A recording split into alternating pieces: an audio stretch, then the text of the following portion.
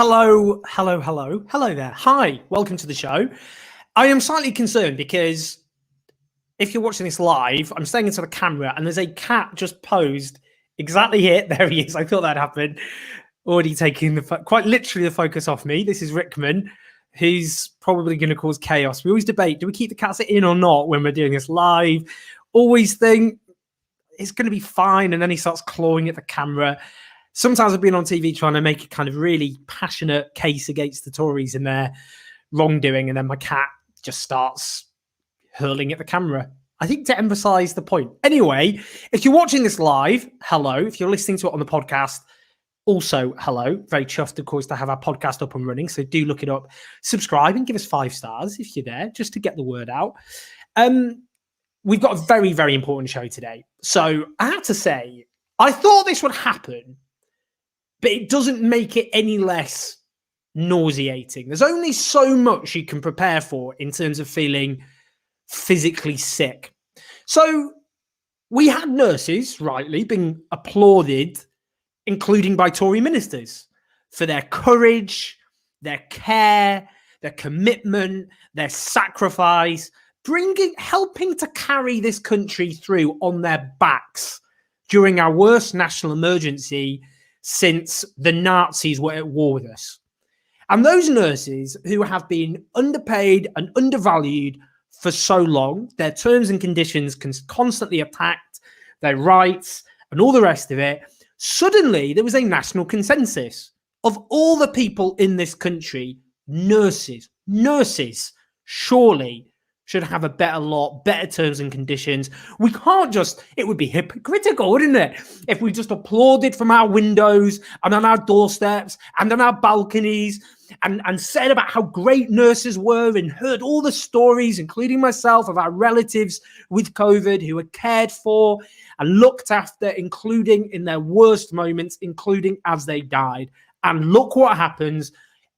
Not even before this pandemic is over, as mass vaccination continues, the government are imposing what will turn out to be, when you take into account where inflation is heading, a real terms pay cut. And their outriders in the media are already out the traps and going for them and trying to play the old politics of divide and rule. Look how badly many private sector workers' wages have been hit, which they have abominably under a Conservative government. And the solution to that, what the Tories and their media outriders always say is, don't be angry that you've been mugged. Be angry that your neighbour down the road hasn't been mugged as much as you have. Instead of saying, well, actually, private sector workers should have better wages, it's let's drag nurses down. What a state.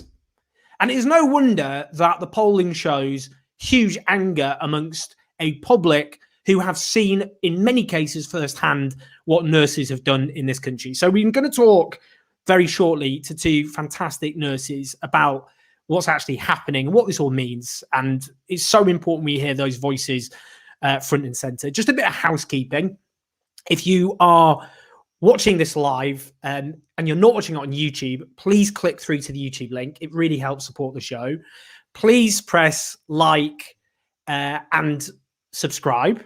And you can press the notification bell, and that gives you notifications when we do these videos. For those supporting us on Patreon, and we're about to do a new documentary about the businesses that have profited from COVID, which only is possible because of your support on Patreon with our fantastic filmmaker. That's patreon.com/OwenJones84. You can also support us doing those sorts of documentaries and videos by using Super Chat, as people are just doing already. You can ask questions, which I can put to our guests, and it helps support us and employ media workers to do the work that we're doing. But with that all done, enough of me ranting and babbling. You've heard quite enough of that. I'm going to bring in 2, we're very privileged, very honoured to have both of them with us. And we're honoured not least because these are the voices that we should be hearing above all else. So let's bring in Ruby and Holly. Hello to both of you. Hello. Hiya. Just to kick off, let's just kick off, shall we? How do you feel when you saw Tory ministers who, as it were, haven't given you the best lot in terms of over the last 10 years, in terms of what they've done to the NHS and also to nurses' pay? They applauded you then, And now they're imposing what's going to be a real terms pay cut. Should we start with you, Holly? How do you feel about that? The applause from the Tory ministers, nauseating is probably one word I'd use to describe it. Like the clapping from the public and support from the public was amazing. And I don't think anyone, not just NHS workers, I don't think any key workers would dispute that. Like people down my road had posters up in support of NHS workers. My local bakers gave us cakes to take to work. Like it was amazing. But for the Tory ministers to do that after the way they've treated us over the last decade, you know, like we've felt like we were just screaming into a void for 10 years about how stretched we are, how unsafe our wards are, how heavy our caseloads are, how much risk we're managing, 100,000 vacancies in the NHS, you know, and then they kind of stood on their doorstep like clapping politely. It's like, come on, give us what we need. How do you feel about it, Ruby? I mean, I definitely agree with Holly that it was an honour to see people have that kind of outpouring of adoration for NHS workers and key workers. But it also felt incredibly hollow coming from Tory ministers, like you say, who have, you know, we've had a decade of austerity, and we were working in conditions which were created by their cuts to the public sector. Clapping us doesn't put food on our table, it doesn't put roofs over our heads.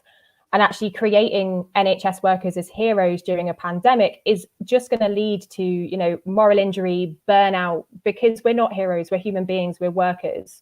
Like we have to deal with the conditions that we are in during a pandemic. And clapping is, quite frankly, not recognition enough from, you know, the government and from ministers. In terms of what's happened over the last 10 years, because I think it's really important we talk about the context that this country went into the pandemic. Do you just talk, Holly, about your experience? It's now 11 years since the Tories entered Downing Street. Yeah. So in terms of the build up to the pandemic, what kind of conditions you know, what's the experience been like working in the National Health Service as a nurse? So I was working as a nurse in the NHS when the Tories got into power 11 years ago. I was community nursing for adults with learning disabilities and mental health problems. And that was about the time they started looking at bringing in their welfare reforms. It was like brutal, actually, how some of my patients were treated, you know, forced to go across London to have assessments, places they didn't know where to go, having their benefits sanctioned, having their power cut off in their homes. I remember finding a man who lived alone trying to heat his house off a little gas hob because all his power had been cut off. And then it's just continued over the last decade. So I think whilst we're arguing for a pay rise now, you know, the average nurse has lost 20% of their pay over the last decade because our pay just hasn't kept pace with the rate of inflation. And I say nurses, but I mean all workers across the NHS. I'm talking about admin, porters, domestics, the healthcare support workers, everyone, you know. And yeah, it's been really difficult, and it's not something new that we've been struggling like this. And the vacancies are rising, the pressure is increasing. Our waiting lists post-COVID are just astronomical. And we saw a survey this week that said 1 in 3 nursing staff want to leave. So how are we going to address the problem that's there without the resources to do our jobs? Ruby, how would you talk about your experience pre-pandemic over the last few years and how that left the NHS and nurses, I suppose, you know, as the pandemic then hit? It's something that's quite difficult to talk about. And I know me and Holly have been having a conversation about how we share our stories as nurses around this and as NHS workers, because we haven't just, you know, been working in tough conditions over the past 12 months. Like this has been something that has been ongoing for 11 years and hasn't given up and hasn't changed. And we were burnt out massively before COVID ever hit. So you have an already, you know, under-resourced, exhausted workforce going into a pandemic where we are expected to work in a whole new ways, doing, you know, work that we've potentially never done before, caring for people in ways that we haven't been previously trained to. And my own experience as a nurse in the NHS has been mixed. I started my training actually just as the Tories got into power. And so I've kind of seen the shift of where, you know, we worked in a service that was struggling in many ways, but didn't have, you know, the resource underfunding and the impact of much wider cuts to public services, where, you know, we're seeing people who were attending A&E departments where I worked, who were coming in for kind of social and care reasons, similar to, you know, the experiences that Holly's just spoken to, where actually if we had a much more robust public sector and, you know, kind of social support for individuals, that these issues wouldn't be impacting on health and well-being in the same way, meaning that they were needing to access NHS services as well. Like, health is a much bigger kind of concept to get hold of and to approach. And I don't think that the Tories have done any favours to the NHS, certainly, and also across public services, to kind of safeguard the NHS to deal with a massive incident or pandemic in the way that we have done. It's been a roller coaster over the past 10 years being a nurse in the NHS.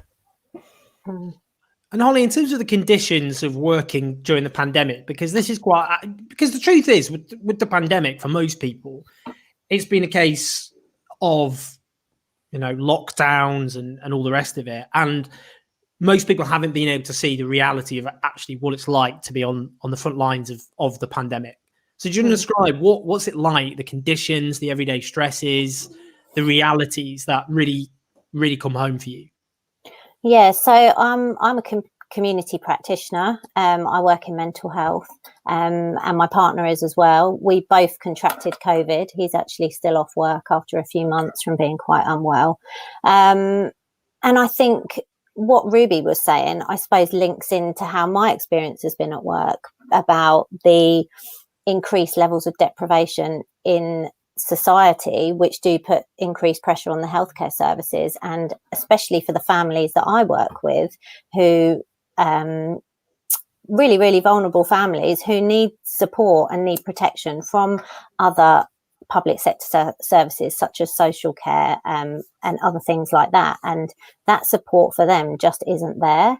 So we've kind of been having to support people that we work with as best as we can, but in really high risk situations. And I know of colleagues who were having to buy their own masks from Screwfix and, you know, and ordering masks off eBay. The conditions have just been appalling for healthcare workers up and down the country. It's been really, really dangerous. And those things were going on all the time that the Tories were out in the street clapping. So it's just been really demoralising for everybody. And then to come out and be offered this 1% at the end has pushed people down even further, I think. And we've got comments coming through, like from Rajia: love and solidarity to Holly and Ruby. So sorry for what you're going through. I mean, Ruby, do you want to talk about that, the conditions of being a health worker in the midst of a pandemic, what the realities are for people on the front line? Yeah, so I actually left the NHS and then came back. So I left the NHS to go and teach nursing students in January last year, and then I returned to support the pandemic effort in about kind of May, and have carried on working in my own free time, you know, at weekends, some evenings, as well as teaching. And what I've definitely noticed is like the kind of the limitations of our job during the pandemic have just increased. So things that people may not consider about how nurses feel out on the front line. You know, we can't communicate with our colleagues in the same way. We can't show empathy because, you know, we're limited by the ways that we can communicate with people. The importance of things like touch and being able to hug people and, you know, having those human connections that make our job just incredibly difficult to do, because so much of our job is, you know, empathy and support, as well as other very like technical and difficult things that we do. And I think that is not always discussed and not always understood by people outside of healthcare, certainly, about the kind of the emotional impact that has on you as a worker. I remember, like, so part of my job when I am out on the wards is supporting nurses on like multiple wards across a service. And one evening I took a call from a nurse who had developed a temperature whilst on shift and needed to go home. And this was a nurse who was working with COVID positive patients who had been working during, I think she worked one night shift where she had to, you know, look after 7 patients who died all in the same night. And then she got a temperature and I had to talk to her over the phone. And she said to me, I'm scared.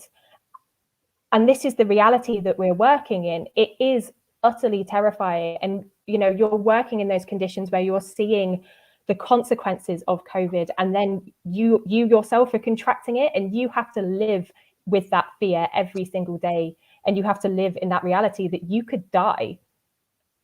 As a worker and as a nurse, that is utterly terrifying.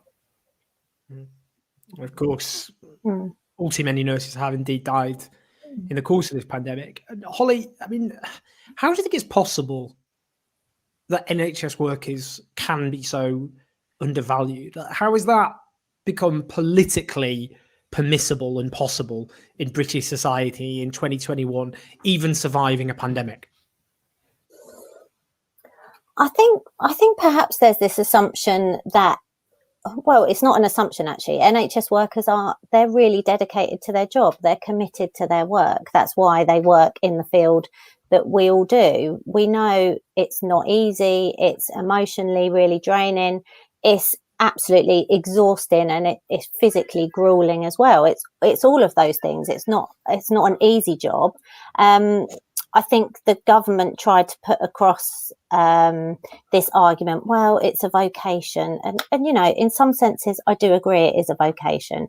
But I think there's this sense that because of how passionate we are about work, we will never go on strike. We will never take firm action. We will just keep turning up and doing our job every day, like most nurses have throughout the pandemic. I mean, the network of NHS staff I know up and down the country I've spoken to people the night before work and they've just been in tears. I can't face going into work tomorrow. I'm terrified. I'm dreading it. I'm physically exhausted. I'm having recurring nightmares. I'm not sleeping.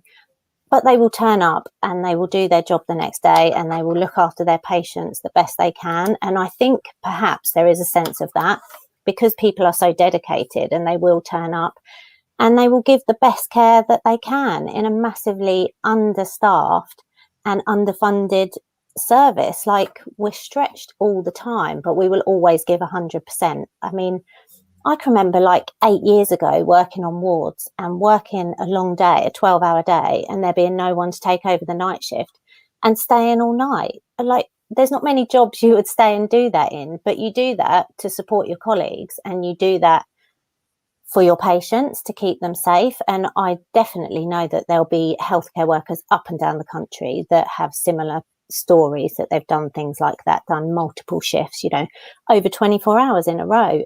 It's not unheard of, and we turn up and we do it. And I think essentially that's being quite abused by this government.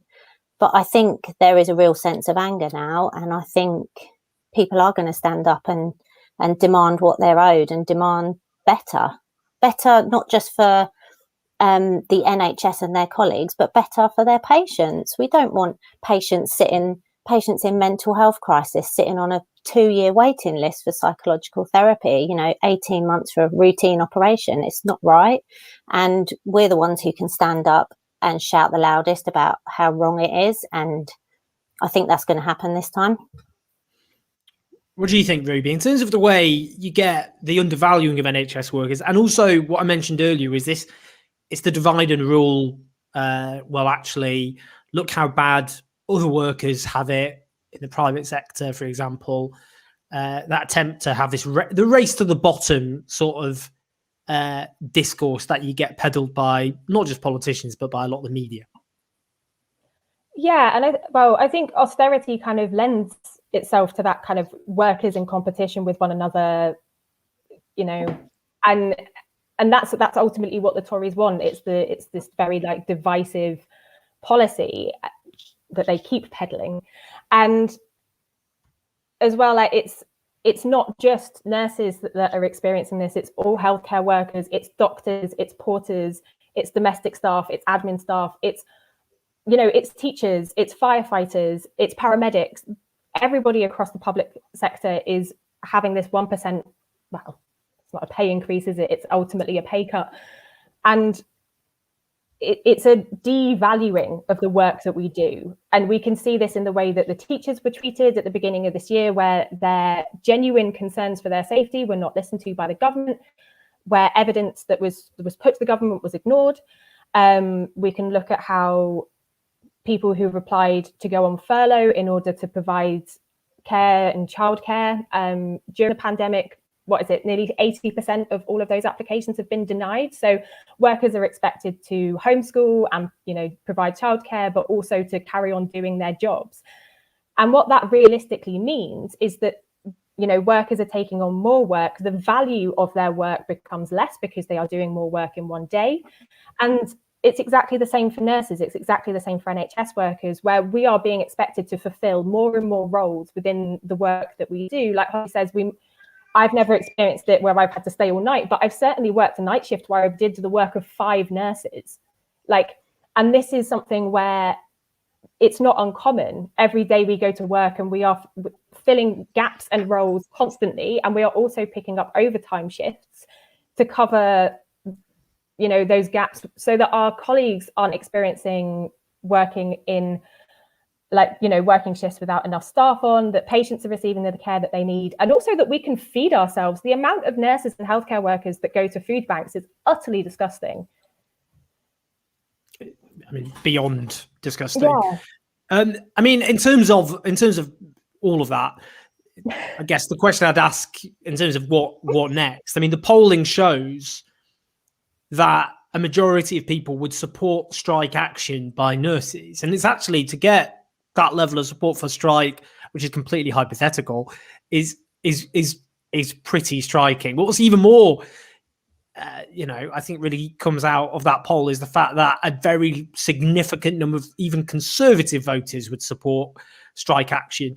So what do you think in terms of the possibility, given public opinion is so ridiculously, absurdly on your side on this, as you would expect? I mean, the fact that I have to say 20% or something of the population who think the settlement is actually fine. The worst, I mean, let's just be honest. I know we shouldn't speak about and it's not how are we ever going to win these people over. You can't just dismiss and insult them, but you'd have to be pretty scummy in a pandemic to support a real terms pay cut for nurses. You know, the sort of people who the next door neighbour's kids kick a football in the garden and they get a fork in. Like, we all know who these people are. They exist. They live amongst us. They're just really rude, horrible people in every selfish, grasping, horrible, nasty idiots. No interest in winning over that 20% of the population. But anyway, strike action. What do you think, Holly, about the possibility of strike action? Yeah, but thinking about those people, the scummy, horrible people you're talking about, this government have made people feel like that. I think I truly believe that this government have created that, and we have a lot of people arguing back to us saying, well, we didn't get a pay rise, and I had someone in the police force saying to me, well, we're down staff and we haven't had a pay rise, we have to carry on. And I'm like, yeah, you should stand up and get involved in your unions and fight for better as well. Like, the government's been shit to you too, but yeah, in regard to strike action, I think it's quite likely. I think it would be helpful if all of our unions would unite, possibly on a common pay ask, so that we're all fighting for the same thing, so that workers, and because we're obviously in a variety of unions. I'm a member of GMB, but nurses and NHS workers are members of all other unions. So it'd be quite good if they would unite. but I think we work in, I know, like, we're the UK's biggest safety critical profession, and we do not have safe staffing levels. And there is no way we are going to get back to those safe staffing levels without a pay increase to retain staff, and recruit new staff and get students coming through, you know, who, well, they've had fees and had the bursary scrap, but that's like a whole other argument to be having. And I think if what we need to do is take industrial action to preserve our patients' safety long term, then people will do it. What do you think in terms of next steps, Ruby? What do you think about the possibility of strike action? And what can people who, obviously, that vast well of solidarity and support, so what can people do to support health workers in the midst of all of this? Yeah, me and Holly were actually talking about this just before we came on, about like, this is kind of a golden moment for unions and for workers' rights. Like, this isn't just affecting a group of workers. Like, you know, we had the doctors' strike, was it 2017, where you know, that was one group of workers, and we showed solidarity and we supported their industrial action. But actually, this is affecting multiple professions across multiple public sectors, that we have this moment to, you know, come together to look at what it is that we want to demand a pay increase that is representative of not only, you know, inflation and our living conditions, but also the work that we have put in over the past 12 months. And also to think, I know Holly's just brought up, you know, the lack of bursary and our working conditions, but those are things that we should be continuing to take to the table. Like, this isn't just about pay. This is about, you know, a long-term security for the NHS and for all public sectors. You know, we want to have students that can come onto our professional courses, that can thrive, that can, you know, become amazing doctors, nurses, physios once they qualify, and that they have the right conditions to do that in, and that they are economically sound. And these are things that we shouldn't, you know, we can't separate these things out. These issues have all been caused by the Tories over the past 10 years, and we have a moment to actually, you know, bottle them all together and do something about it, and show with, you know, meaningful industrial action that we're not going to take it anymore. I think in terms of people showing solidarity to us, continue to support our work, continue to, you know, say that you will support strike action. If you are able to, and if you have the means to, then if it does come to it in this hypothetical situation, is it wrong to hope that it does happen? Then donate money to strike funds. We can't, you know, if it's safe at the time to go out and support picket lines, then do, you know, or if you can join like an online picket or do some online campaigning and show solidarity that way. I think something for me that was really lovely during the first lockdown was being able to wander around the streets and see signs in windows saying like, we support key workers, we support NHS workers, you know, people showing like solidarity in ways, you know, like Holly said about her baker giving us some buns, but also thinking about how we support workers who are on strike, and showing that kind of like mutual aid element, and bringing that back in, but continuing it and maybe extending it to striking workers. I have to say, I mean, if it does come to strike action, I think it will be one of the most supported strike funds in the history of this country. There will be no shortage of people. The 20% we've written off of the population, just according to the polling aside, I think a vast number of people will be there, and if possible, to stand on those picket lines and to give you the support that you desperately deserve. I think this is a key decisive struggle, which I think, you know, if you're, you know, that eternal question that every generation has to ask: whose side are you on? Either Tory ministers giving big bungs to big business like Amazon, or nurses who carried the country through a pandemic. I think most people know whose side they're on. But we really appreciate both of you coming on and speaking so eloquently from the heart, and just laying down the facts as it is. And, you know, a huge army of people will be on your side in the struggles ahead. But thank you so much for joining us, both of you. Thanks for having us. Yeah, thank you for having us on, Owen. Take care, both of you. Solidarity. Oh, it is actually quite just so nauseating. I actually feel genuinely just so angry about this. And we need to channel that anger. That's what we need to do. For those watching live, do click through to YouTube to watch it and give us a like. Keep the super chats coming. We really appreciate them. Let's bring in now two of my compañeros, Matt's our cousin Ellie Mae Hagan, which I said very fast. Hello. You did. Hi. Hello. Hiya. Miss your little faces. I'm not seeing your ages, either of you. I've like got my hair scraped back because of lockdown. I haven't had a haircut for like 8 months. What you think you're? Oh, it's so hard for you in your hair. Look at me.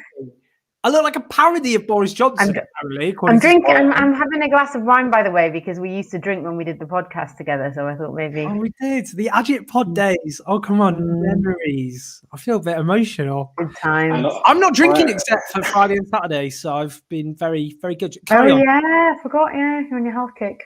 Yeah. Go on, Matt. I was just going to say I haven't had a black market haircut. I did shave my head on Christmas, and this is how long it takes to grow. So. I thought maybe you might do that, Owen. You might have, just number one all over. No, I just think I might have the wrong shaped head, and I just don't want to gamble and find out that I do actually have a very silly. When I was a kid, my parents used to call me Emperor Mekon. If everyone now Googles Emperor Mekon, you'll see what they were getting at: a very, very large forehead. It's not a cone head. Isn't he like a cone head? Yeah. Your brother told me that actually. Oh, did he? Oh, that's sweet, isn't it? Yeah. Bless him. A little. Anyway, it's a pleasure to have you both on, and soon we will be able to rib each other in person, which would be great. And I'm definitely looking forward to that. Yeah, we can hug, we can spit in each other's mouths, we can do anything. Okay, looking forward to gobbing in your mouth. What a thing to say. Right, let's just go straight onto this. I have to say, genuinely, it was obvious what was going to happen. They were going to applaud nurses and other key workers, and then the opportune moment came. They were going to kick them. But as I've said, it doesn't make it less nauseating. I mean, Ellie, what do you think? Do you think the political logic they have is they essentially can? I mean, is it hubris? And actually, this is going to be very damaging for them. Or have they calculated? And let's talk about Labour in a bit. We'll talk about the Tories first, and then we better talk about Labour. But do you think they're just calculating that they can get away with it? And what does that say?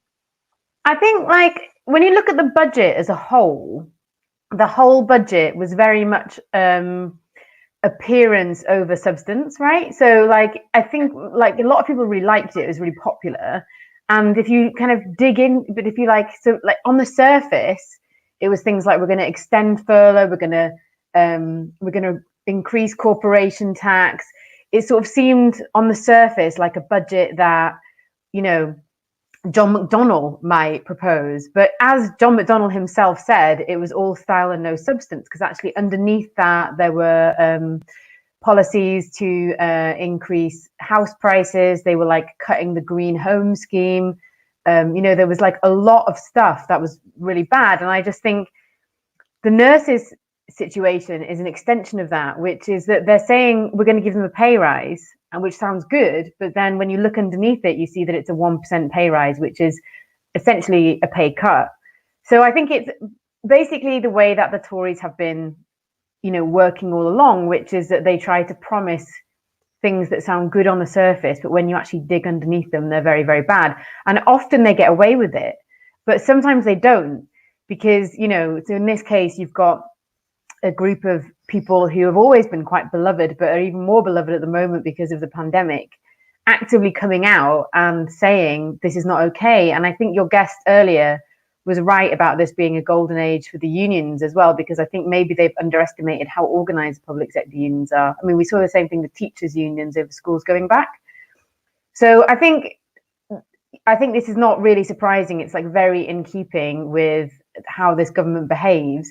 And I suppose what I should say is the left should take some comfort in the fact that they feel like it's our policies that they need to pretend to have. Because they weren't doing that 10 years ago. 10 years ago, they were just now we're just going to cut everything.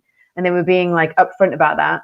Whereas now they've got to pretend to be left wing, which is quite a good sign for us, because it shows that left-wing policies are what people want. What do you think, Matt? I mean, do you think this is hubris, and actually this is the Achilles heel in a budget that got pretty fawning coverage from most of the British media, which unapologetically acts as the propaganda wing of the Conservative government? Or do you think actually they'll kind of get away with it? I think they'll probably end up U-turning, given the backlash. I think that fundamentally, Rishi Sunak and Boris Johnson care about what the public think. They care about being popular, particularly Sunak, who's got a very carefully crafted public persona. I don't think that either of them are that ideological in terms of in the context of the Tory party. I think that they did what they thought they could get away with, but I think that they'll end up U-turning. But they thought they could get away with it, I think, because of the state of the opposition at the moment. I think exactly as Ellie says, the government has identified that the rhetoric of McDonnellism is pretty much, John McDonnell's policies, is pretty much the centre of gravity. So they have to, at the very least, emulate that rhetoric. But unfortunately, the substance isn't there. But we haven't got a Labour Party that's pushing the government to make good on its left-wing rhetoric. We've got a Labour Party that's, if anything, trying to position itself as being acceptable to the establishment. And more than anything, they've been completely wrong-footed by Sunak's budget, by the positioning of the Conservative Party, by the rhetoric of the Conservative Party. And I think if Keir Starmer and the leadership simply stuck to the 10 pledges that he made in the leadership contest and emulated something along the lines of the 2017 manifesto, which is, I think, what the membership voted for. They voted for, 2017 manifesto policies, but delivered with more competence, quote unquote, and by someone wearing a suit. That's primarily what they voted for in the leadership contest. Then I don't think we'd be in this situation. I don't think the government would have made that mistake, because I think it is a mistake. And look, the Tories, we know, were terrified of Jeremy Corbyn winning an election. It's been a worst nightmare, because it's socialism. He's a socialist, and that's something they really wanted to avoid at all costs, and they threw everything at stopping him becoming Prime Minister. I feel like they're not that bothered about Starmer winning or losing ground to Starmer. I feel like they even if he won, they wouldn't be sort of too concerned about how much he would disrupt the economic status quo. So I don't think they're that bothered by the opposition, and that's a terrible indictment, really, of where the leadership's got to less than a year in, and given what we've been through as a country. Yeah, Ellie, I mean, let's just talk about Labour now. I mean, it's look. Let's just think about their positioning, their fascinating positioning. So originally, what they did is they briefed there wouldn't be any tax increases, and they kind of were trying to attempt to spin this as kind of Keynesianism, that at this part of the economic cycle, you do not increase taxes. And, you got Labour MPs, I will know them, people like Toby Perkins, who argued that Ed Miliband didn't support cuts enough, are now trying to suddenly appropriate anti-austerity rhetoric against the left, which is, you've got to commend them. It's trolling on quite an amusingly epic scale. Like, you have to appreciate that level of gaslighting and that level of front. But what they did is they originally, Labour opposed all tax increases. That's what they said. And then on corporation tax, they then started briefing, well, they could support them after a few years, which is always what was going to be proposed anyway. And then they ended up U-turning and doing that. Then they said they might support the freezing of the tax thresholds. Then they said, actually, we do support freezing the tax thresholds. And then that was Thursday. And now today they're saying we oppose the freezing of the thresholds. Like, even the politics is obviously just terrible. It's terrible politics. But also, it's just incompetent. It's bad management, and it's bad comms. And this lot was supposed to be, they said, we'll keep the principles domestically on domestic issues, but we'll throw in a bit of competence. And we're not actually getting either of those things. What's going on, Ellie? So I think Labour should have learned from, this side of the Labour Party should have learned from the Owen Smith campaign that if you're going to stand on a platform of Jeremy Corbyn but competent, you actually have to be competent, you know, and if you're not, then there's suddenly no reason for you to exist because you haven't given any other reason for your existence. Like Jeremy Corbyn, I'm going to be honest with your viewers, I think Jeremy Corbyn could be quite incompetent, but there's, you know, there were concrete reasons to support Jeremy Corbyn. Sorry, I'm gesticulating wildly and so my computer's moving. There were concrete reasons to support Jeremy Corbyn beyond competence. Like he offered a lot of stuff other than being competent. So in the moments where he was incompetent, his supporters chose to stick with him because there was wider, more important reasons to do that. But with Keir Starmer, when he's incompetent, then the whole reason for his existence sort of comes into question. I mean, his existence as a political figure, obviously, comes into question because that's all that he's offered. And in terms of the tax rises fiasco, I mean, I think I expect what's happened, as somebody who's like spent a lot of time listening to focus groups, I expect what's happened is that Labour's focus groups are full of people saying, yeah, the furlough scheme's all well and good, but we're going to be paying for it with our taxes next year. And they thought, okay, let's come up with this thing where we say no tax rises. And they haven't anticipated that the Tories would try to raise corporation tax. And when that happened, then they're like, shit, we have to oppose this because we said no tax rises. So it's not that they've like strategically thought this was a good thing to do. It's more that they've boxed themselves in. And I suppose like if anyone from the Labour Party was watching this who was responsible for that, I suppose I would say making a U-turn at this point is not as damaging as sticking with your incredibly unpopular, sort of incoherent policy of opposing a rise to corporation tax, which even conservative voters don't agree with you on. You know, and I think they've sort of stuck with that for a while because they didn't want to seem like they were flip-flopping, but now they kind of are flip-flopping because it was not really like a sustainable position for them. And I think, you know, there are actually economic reasons to sort of oppose a corporation tax rise at this point. I'm not in favor of it, just to say. But the problem, this is not about economics. This is about politics. And politics is what allows certain kinds of economics to happen. So, you know, I think they've really misjudged the politics here and they've boxed themselves in. And it's ended up undermining their key sell, which is competence. So I think that is why you're seeing these like declining poll ratings. And I think what we can see from the poll ratings is that, yes, some people are like maybe like 4 in 10 of the people that are leaving Labour like are going back to the Tories because of the vaccine programme being quite successful. But others, and some are going Lib Dem and Green, but others are just not going anywhere because a lot of Labour's coalition, and this is what makes Labour different from the Conservative Party, a lot of the people that Labour needs to put it into power are people that need a reason to go out and vote. They're not people who go out and vote habitually. They need a reason to go out and vote. And this has like depreciated the reason to vote for Labour. And so they're just kind of going, meh, and that's not good. I mean, also, sorry, long point. The last thing that we need to remember is that the electoral coalition that Labour needs to and can stitch together this time is very different from the one that Blair had in 1997. So I think the idea of like, oh, people will vote for us because there's nowhere else to go is much riskier this time, because actually, if people stay at home for this Labour government, then they will lose votes that they really need. And that's the difference.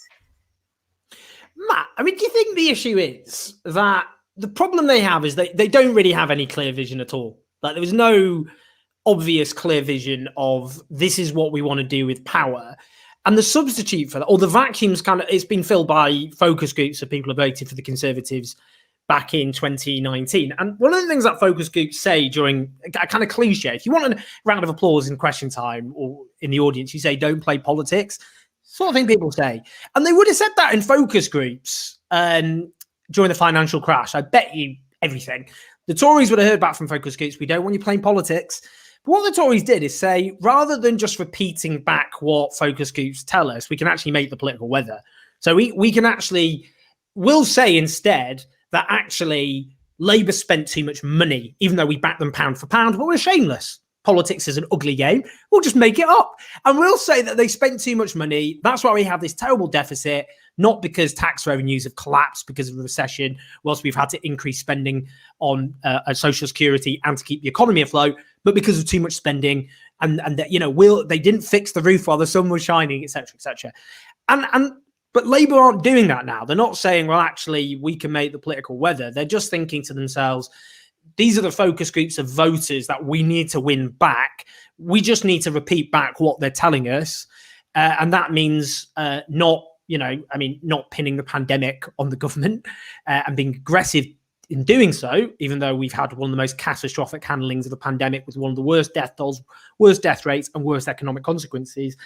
And they don't have a vision. Gives you confidence, doesn't it? I mean, that's what Corbyn's team had. They always had this general vision of what of the country they were trying to build, but they don't have the A to B bit to sustain them.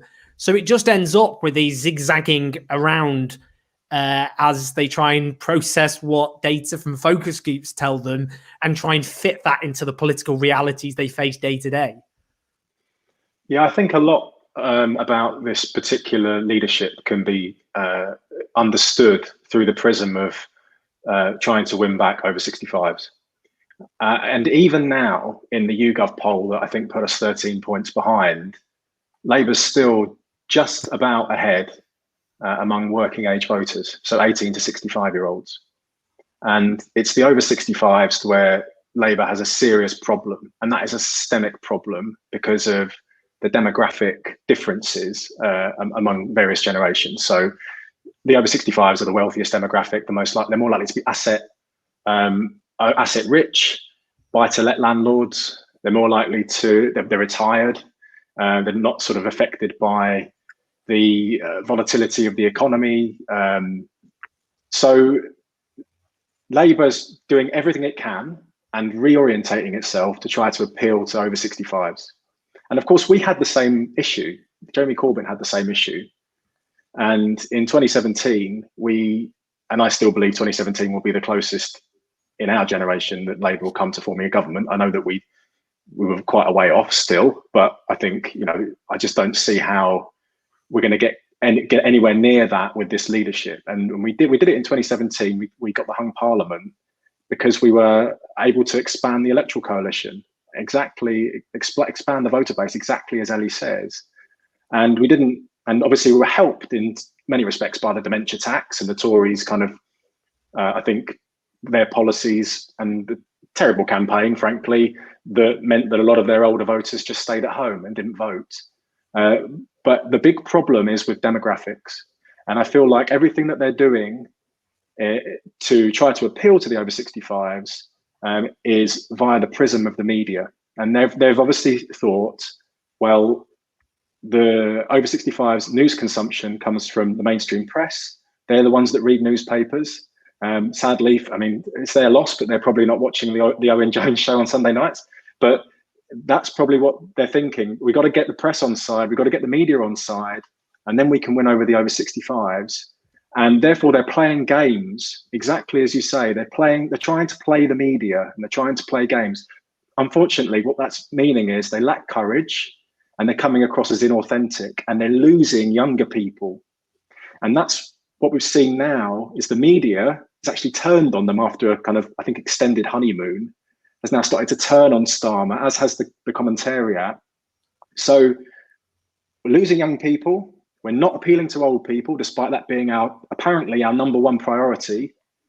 So that's why we're polling 33% in a pandemic and one that the government has, by all accounts, handled pretty badly. I don't understand why they didn't base an entire strategy around insourcing, around the waste that has gone on with test and trace. I mean, that for me, then you capture the appeal of the NHS, you capture older voters, that's their priority. They want to see a publicly run NHS. But I think that's because of the politics. I think that they've not wanted to appear anti-business, or that they've not wanted to appear too left-wing because they don't want to alienate the media. So I feel like it's almost a double-edged sword for them. And they bet the house on competence as a dividing line, and then mass vaccination, the huge success story of the NHS vaccination program incinerated that dividing line. I mean, Ellie, do you think, to be generous to the Labour leadership, the issue is that Jeremy Corbyn, like the left used to be before 2015, there was a sense the left, we knew what we were against, but not what we were for. And that's because the left had been battered, driven into the political margins for so long. We were in a defensive posture. Stop the cut, stop privatisation, stop the world, I want to get off kind of thing. And then, particularly after 2017, when there seemed to be the prospect of a radical government, that forced the left to think, how do we actually lay the intellectual and political foundations for a transformative government? So you got economists, you got think tanks, you got campaigners, all trying to, and John McDonnell was very much at the heart of that. He was the intellectual beating heart of Corbynism, bringing a lot of those networks together. And so now the left does actually have a sense of what kind of country would we like to build and how do we do it? And actually, Corbyn's opponents, these arch opponents, they were in exile for a long time, but they didn't use that time to think of what they actually wanted. I remember Tom Watson set up this grouping in Parliament, Future Britain or something, to come up with an alternative perspective. So it came up with nothing, like absolutely nothing whatsoever. And if you look, I mean, because it's very parochial the way we talk about British politics, but if you look in your Labour sister parties, most of whom were not obviously anywhere near the left in terms of their leadership, they've all collapsed to varying degrees, and they're only in government in most cases, in almost all cases, because they've made a pact with the radical left, including forming a coalition with them. And that's the problem, that their cupboard is bare. They don't have any ideas to draw from. They either pick or choose our ideas on the left, and or they have nothing, because they can go back. We've all read Fabian pamphlets in 2013. Well, not we all haven't, to be fair, because they're not all losers like me. Which is like, how do we delineate the frontiers of the? It's so dry. There's no concrete ideas there whatsoever. Is that not the problem, Ellie? As the new director of Class think tank, do you not think that's the problem? Speaking as the new director of Class think tank, I think what we're seeing here is like I always believe that like politics are ultimately a product of material circumstances, right? And like one of the things that the Blairites did very, very well in 97 and onwards is that they became very institutionally strong. So like a lot of Blair's top team, for example, went off to run charities, or they went into like working for banks and that kind of thing. And like it was an ideology that really captured like the professional managerial class, and with it like a lot of political institutions.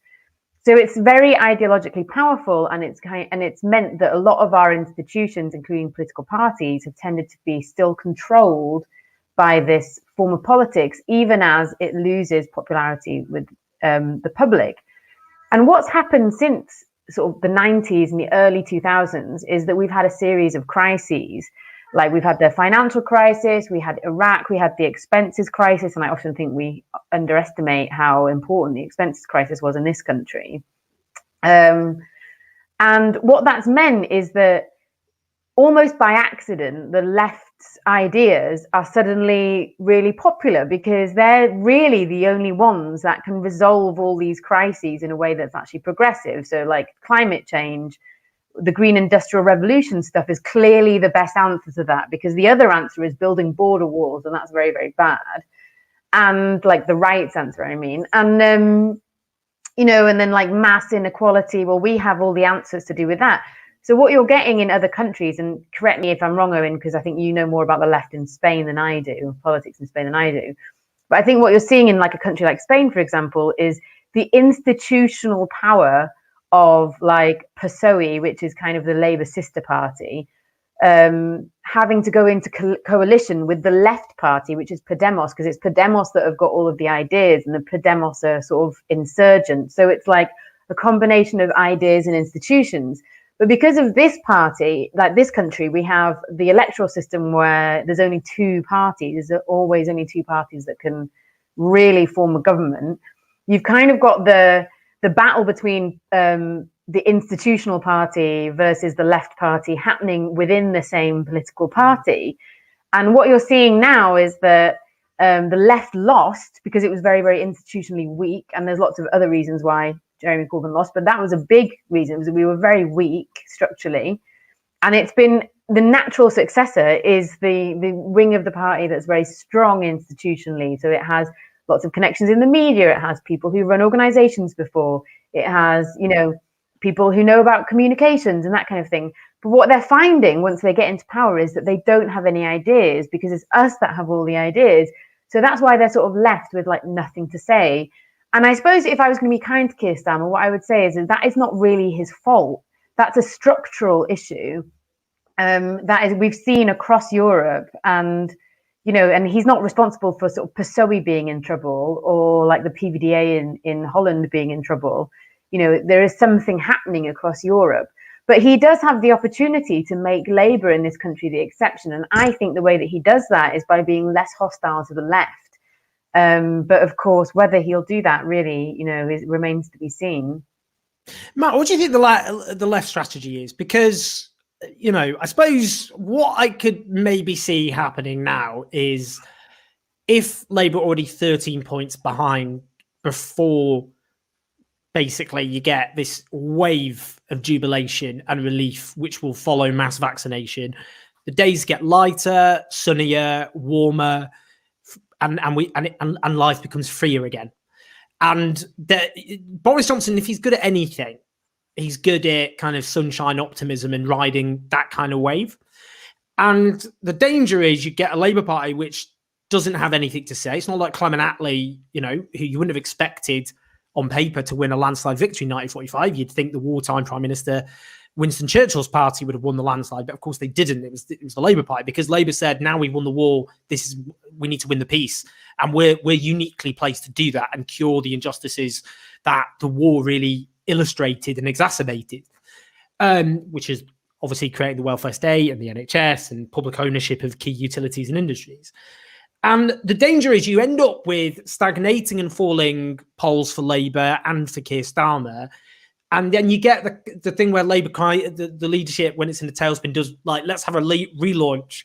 They'll do a speech somewhere on some issue, and then they'll brief 3 months later about another leadership reset, and the polls stagnate and fall. And that is where we're heading. It's so obvious that's where we're heading. What is the left strategy in all of this?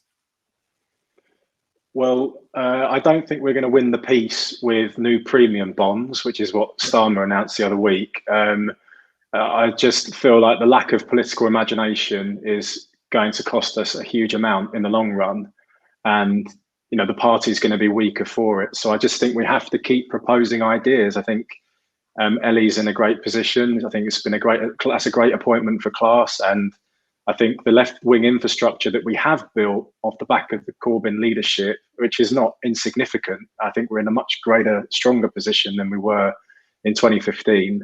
I think we've just got to keep producing ideas and keep showing that we can influence not just the Labour Party, but we can influence government policy as well. And I mean, that's where I think the left should go.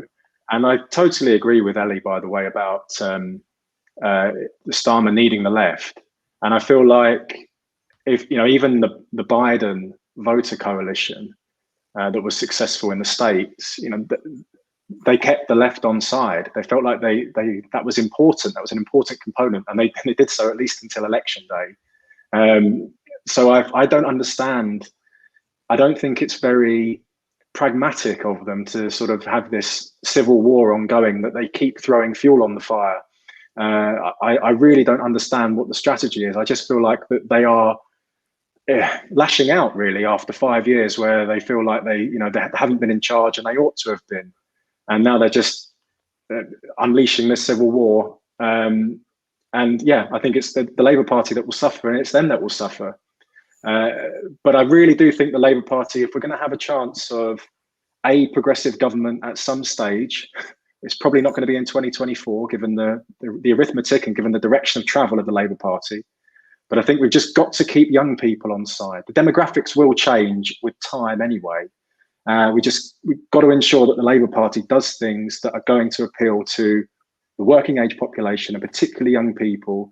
It'd be a real shame to throw that all away, trying to appeal to a demographic of retired people that are frankly never going to support Labour anyway, by and large. Well, that cheery little bombshell. But it is, I mean, before we wrap up, I mean, it is the generational divide, because I abhor, as someone on the left, I abhor generational politics in the abstract, because the cleavage that matters is class. But there's no point pretending that there isn't a unique generational divide that's opened up in politics, which isn't like 1983 when Labour got absolutely smashed because young people voted for Margaret Thatcher's Tories. There wasn't a big divide in how people voted. And clearly, under 40. Can I say that the generational divide is a class divide? So I think you can marry the two together, because like I think that young people have the politics that they do because they've been shut out of owning property and having a stable job and which is ultimately a class problem. No, so but you are working class. You can only be working class if you're 55 and you have 2 cars. You have 2 cars, but you have an accent. Yeah, it is. Yeah, this is the perception that being working class is an identity, and you have these kind of I don't know. It's like a cultural thing when it actually isn't at all. It's an economic relation, and I think that's something that. This is where I think you're right. It is a class divide. Fundamentally, it is about property owning and non-property owning. Exactly. It's. I mean, I think the flip is, and I hate it because I know a lot of people watching this and listening to the podcast obviously will be like, my mum is a left-wing boomer. Of course, left-wing boomers exist. Also, conservative Generation Z also exists. But overall, the polling is very clear that a large majority of people over 65 support the Conservatives. A large majority of under 40 support Labour. And it is economic insecurity for younger people fused with social progressive values.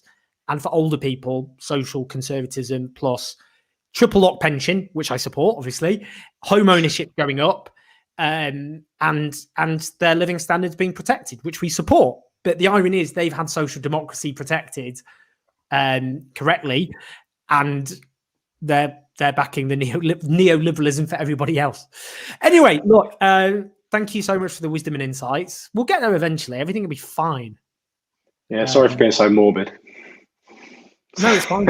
I think, yeah, it's going to be a tricky. I think we're in a good position. I say this a lot. I think we're in a good position. I know that it doesn't feel that way, but as Matt was saying, we are in a much stronger position than we were in 2015, and in 2015 we somehow managed to take over the Labour Party. So imagine what we can do now. Given the direction of travel of the current leadership, it's no mystery as to why, really, is it? That why Jeremy Corbyn won. I mean, it's suddenly come rushing back, all the reason why, and it's because of just how devoid of ideas they are. Exactly. And I sadly can't see that changing. Exactly. I mean, because one of the key reasons he won in 2015 was the intellectual and political exhaustion of all the wings of the Labour Party, which meant the most unlikely candidate possible, who started in 200 to 1, could win. And they haven't resolved that structural problem at all. Which is, I think, what's different from the 90s, when they could use financialized-driven growth, a bubble which then exploded. But they did have things they could, like minimum wage, windfall tax and privatized utilities, constitutional reform, gay rights. So they did, and they crafted that in a kind of modernization mantra. And the cupboard's bare now; it's really empty. Anyway, and also, sorry, do you need to go? I was just going to say, I'm wasting your time. That's what's more. No, I'm not wasting my time. Also, the other thing is, the left had a sustained structural defeat over a decade in the 80s. It lost lots of its key institutions. The Soviet Union collapsed, and it doesn't matter whether you like the Soviet Union or not. The fact is that was an ideological defeat for socialism, and that was sort of something that happened over a decade. The left lost money, it lost institutions, it lost the ideology. Its left-wing ideology itself was defeated, but I don't think that anybody would argue that the phrase "get Brexit done," which is what won the last election, was an ideologically defeating phrase for the left. It wasn't. So that we've been politically defeated in the 2019 election. And I have to credit Gary Young for this. This is his argument, not mine, which I'm repeating, but I do agree with it. We were politically defeated in 2019, but we weren't ideologically defeated. And in terms of institutionally, which is the other form of defeat, with building, I mean, you had 500,000 people on an NEU, which is the teachers union Zoom call, and what your nurses then were talking about unions. We're actually in the ascendancy in institutionally, ideologically. It's just that politically we're losing. Yeah, But, I mean, under 40s, we have a kind of hegemony that we didn't have in the 80s and 90s. It is the cliche that people often rely on, which is, you're young and you're radical, and then you're schooled by the realities of the University of Life.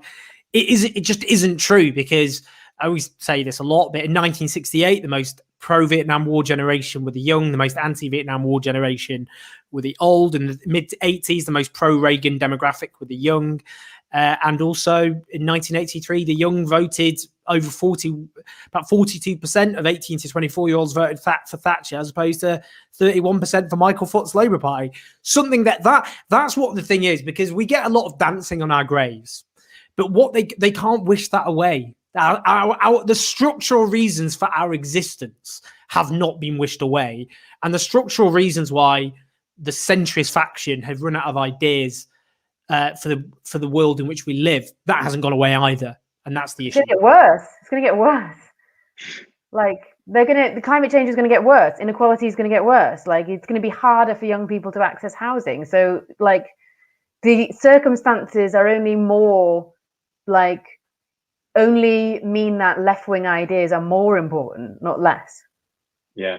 And it's so important the Labour leadership doesn't alienate that demographic. So we can't allow young people who have been trapped, shut out of the economic system, to believe that politics can't change things. And that's even more dangerous, I think. So it's so important the Labour leadership sticks to at least the course that was set out in that leadership contest by Keir Starmer. And, doesn't feel like we were trying to appeal to Mondeo man now, like it's the 90s. Exactly as you say, it's not young people that have gone over to Thatcher.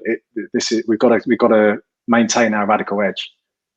And the left has to hold the leadership to account for the promises that it made, partly for its own good, because it not just reeks of inauthenticity. The argument is very clear. If you can lie to one electorate, you'll do it again. So probably not a good idea to do that. We will leave it there, because we've had a very long, excellent show. And again, just because I didn't say at the outset, huge congrats to Ellie for her new job as director of class, which will be a real hub of political and intellectual energy. So. And we can fuse that with Matt's incredible campaigning abilities, because obviously he has actually changed the law, well, as part of the struggle, not just him single-handedly, but has played a big role in terms of anti-gambling campaigning. And the left can learn a lot from that kind of those sorts of skills. So we're very lucky to have both on the left, and we're lucky to have you both on the show. So thank you so much. And I can't wait to just hang out, just sit in a park. Yeah. In a pub. In a pub. Yeah. Pint. Yeah. Sorry, I just got really emotional. In a plastic. Right, yeah, exactly. All right, I'll speak to you very soon. Cheers. See you. Right. Thanks so much. See you. Take care. Bye. That was great. That was a great show. It was great to have, obviously, those two heroes and those two incredible nurses. I want to say just quickly, thanks to Ed Jervis, Tarana, Rajia, Lauren, and Shane for the support during the show. What we are working on, as I said, is a documentary on businesses which have profited from the pandemic. So hopefully we'll be filming that over the week, and we're going to be doing more of those documentaries now. It's more possible, because it wasn't when they locked down the country in January, that became logistically tricky. And that's one of the big things that I want to do. We always wanted to do with this video channel, is to do those documentaries, as we did on the COVID catastrophe. Please do watch that. As we did on our documentary about refugees, as we did in our documentary about the anti-lockdown protesters, which was, I think, a very important video in which we went to speak to them and contextualize what that phenomenon actually was. So do support us on Patreon if you can, because that's how we fund and pay union wages to our fantastic videographer who makes those documentaries with a huge amount of skill and commitment. And we've got loads of interviews to come, including Philosophy Tube YouTuber. Very excited to talk about this. We've got her on Tuesday, I believe. Watch out for that. And we've got lots of other interviews to come as well. And do check out the interviews. In fact, let me just double check. Some of the interviews that we've done are, we've had Naomi Klein, Alexi Sale, We've had, of course, the leader of the Green Party, Shan. We've had Anna Kasparian from the Young Turks. We've had Paul Krugman. We've had Jack Monroe. We've had Peter Oborne. We had Claire Fox. I did say that I'd speak to people on the right of politics, which is what I did, and I will continue to do that. So we really do appreciate your support. Do like this video because it just encourages more people to watch it, and press the notification bell. And if you're listening to the podcast, do give us 5-star because it just helps to get more people to listen to the podcast. Look up the Owen Jones podcast on whatever platform you listen to, so you can listen to it yourself. We will be back during the week and next Sunday at 5 o'clock. Though I am thinking, because the weather's getting warmer, maybe it'd be better to change the show to 12 o'clock on a Sunday. I'd be interested in your thoughts on that. I know a lot of you watch afterwards anyway, but let me know. Maybe drop me a DM, because I just think people might want their sunny afternoons and evenings and maybe don't want to watch me pontificating about politics on a sunny Sunday afternoon. It's worth thinking about. So cheers, everyone. Thanks for tuning in, and lots of love. And I will see you in the week.